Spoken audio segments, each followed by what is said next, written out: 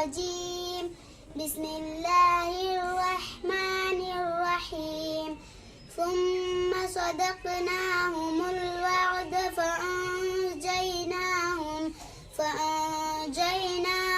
ومن نشاء وأهلكنا المسرفين لقد أنزلنا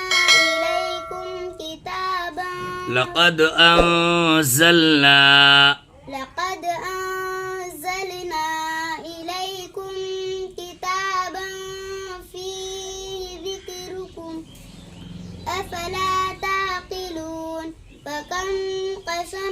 وكم قصمنا من قرية كانت ظالمة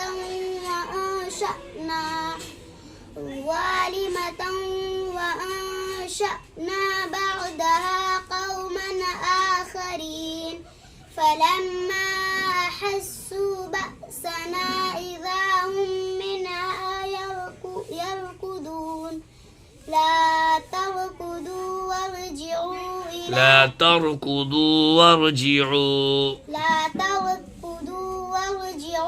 إلى ما أترفتم فيه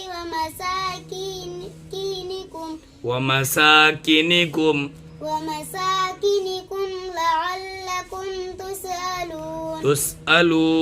تسألون قالوا يا ويلنا إنا كنا ظالمين فما زالت تلك دعواهم حتى جعلناهم حصيدا خامدين. हसीदन में कौन सा कायदा है? ठीक.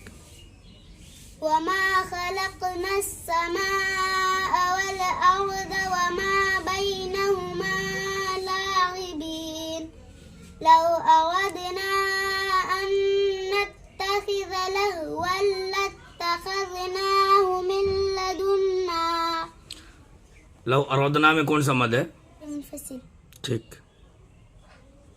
إن كنا فاعلين بل نقذف بالحق على الباطل فيدمغه فإذا هو زاهق ولكم الويل مما تصفون وله من في السماوات والأرض ومن عنده لا يستكبرون عن عبادته ولا يستحسرون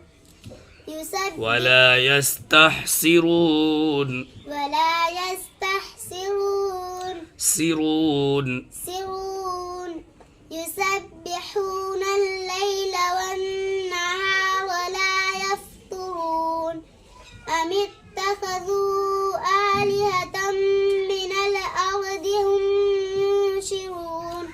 ينشرون. युनशिरून में कौन सा कायदा है? ठीक.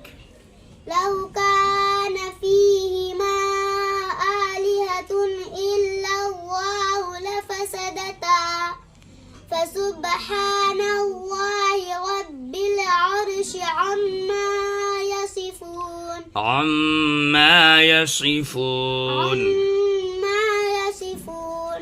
لا يسأل عما يفعل وهم يسألون. यफ़अलू को खींच के पढ़ेंगे क्या? नहीं. तो फिर जल्दी पढ़ेंगे. ज़बर ज़ेर पेश को कैसे पढ़ते हैं? जल्दी पढ़ते हैं. ठीक है.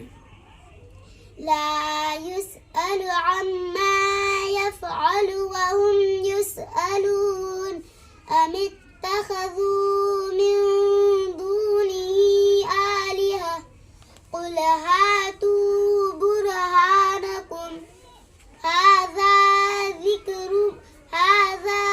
ذكر من معي وذكر من قبلي بل أكثرهم لا يعلمون الحق فهم معرضون में कौन सा कायदा है? इदगाम शफी. ठीक है. وما أرسلنا من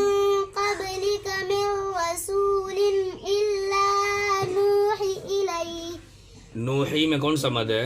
मध्य मुत्तसिल मध्य मुनफसिल मध्य मुनफसिल। तो खींच के पढ़ेंगे ना 2 2.5 4 अलिफ। इल्ला